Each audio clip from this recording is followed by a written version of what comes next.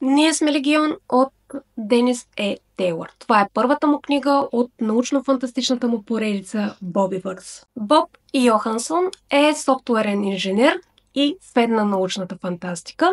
След като продава компанията си за милиони долари, той решава, че може да си позволи да запази съзнанието си и евентуално да го възстанови в далечно бъдеще, когато технологиите го позволяват.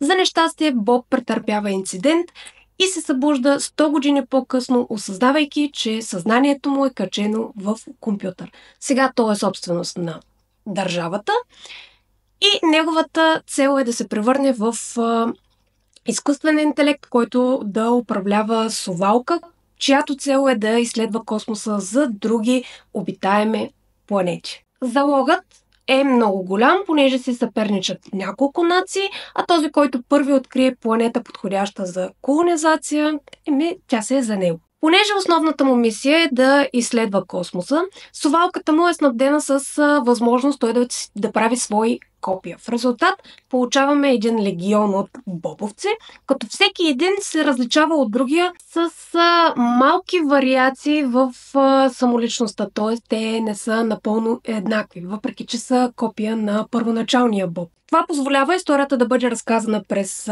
множество гледни точки и читателят става свидетел на различни конфликти.